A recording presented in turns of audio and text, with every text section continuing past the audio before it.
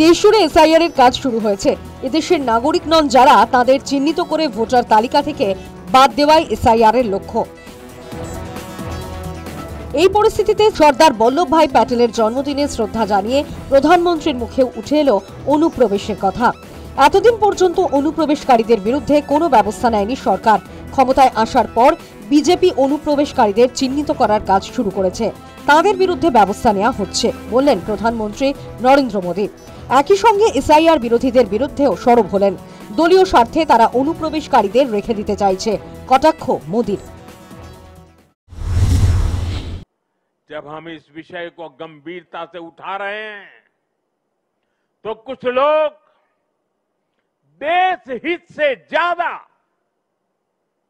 अपने स्वार्थ को ऊपर रख रहे हैं। ये लोग घुसपैठियों को अधिकार दिलाने के लिए राजनीतिक लड़ाई लड़ रहे हैं। इनको लगता है कि देश एक बार टूट गया, आगे भी टूटता रहे, इनको कोई फर्क नहीं पड़ता। जबकि सच्चाई ये है कि अगर देश की सुरक्षा और पहचान खतरे में आएगी तो हर व्यक्ति खतरे में आएगा। इसलिए हमें आज राष्ट्रीय एकता दिवस पर फिर से संकल्प लेना है। हम भारत में रह रहे हर घुसपैठिए को बाहर निकाल करके ही रहेंगे। রাজ্য বিজেপি নেতৃত্ব এসআইআর নিয়ে পথে নেমেছেন। বিজেপির অভিযোগ, বেআইনি অনুপ্রবেশকারীরা তৃণমূলের ভোট ব্যাংক। এসআইআর হলে এই সমস্ত নাম বাদ যাবে। সে কারণেই তৃণমূল কংগ্রেস এসআইআর এর বিরোধিতা করছে। তৃণমূল অবশ্য সম্পূর্ণ অন্য যুক্তি দিয়েছে। সবার আগে বিজেপির এমএলএ গুলোকে দেশছাড়া করতে হবে, কারণ বিজেপির অধিকাংশ এমএলএ হচ্ছে বাংলাদেশি অনুপ্রবেশকারী। হরিঙ্গাটার বিধায়ক অসীম সরকার কদিন আগে বলেছে না, একজন মতুয়ার গায়ে হাত পড়লো বিজেপিকেও ছেড়ে কথা বলবো না। কেন বলতে হচ্ছে? বনগাঁ দক্ষিণের এমএলএ বিজেপি স্বপন মজুমদার, তার বাড়ি বাংলাদেশে, বার্থ সার্টিফিকেটও বেরিয়ে গেছে। আজকে নিশীথ প্রামাণিক, তার বাড়ি বাংলাদেশে, তার বার্থ সার্টিফিকেট বাংলাদেশে। আজকে ত্রিপুরার প্রাক্তন মুখ্যমন্ত্রী বিপ্লব দেব, যে পশ্চিমবঙ্গের ইনচার্জ হচ্ছে, সে বাংলাদেশি। সবার আগে নিজের ঘর থেকেই তাড়ানো শুরু করুক না। আর বৈধ যারা শরণার্থী, যারা এবার বাংলা এসছে, কষ্ট করে দিল্লি থেকে সমস্ত কিছু তৈরি করেছে, তাদেরকে যদি দেশ ছাড়া কথা বলা হয়, এতদিন বলতো হিন্দু খাত্রে মেয়ে, আসলে হিন্দু কিন্তু কিচ্ছু খাত্রে মেয়ে না।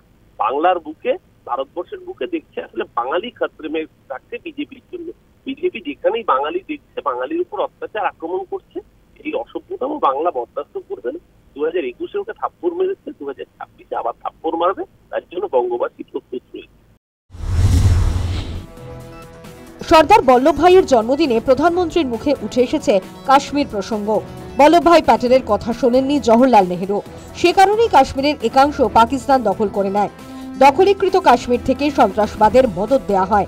প্রধানমন্ত্রীর নিশানায় কংগ্রেসও। सरदार साहब चाहते थे जैसे उन्होंने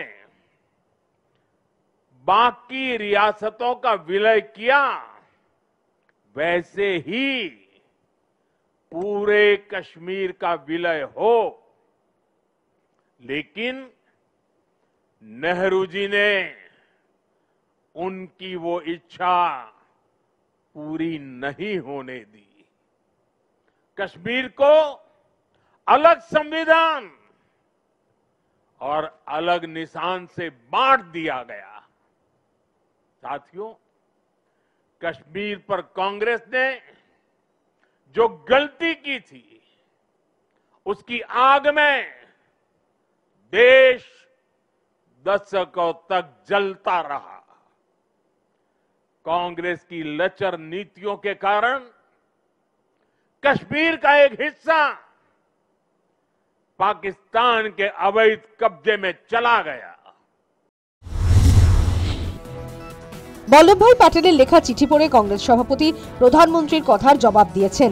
আরএসএস নিষিদ্ধ করার কথাও বল্লভভাই প্যাটেল বলেছিলেন, বললেন মল্লিকার্জুন খাড়গে।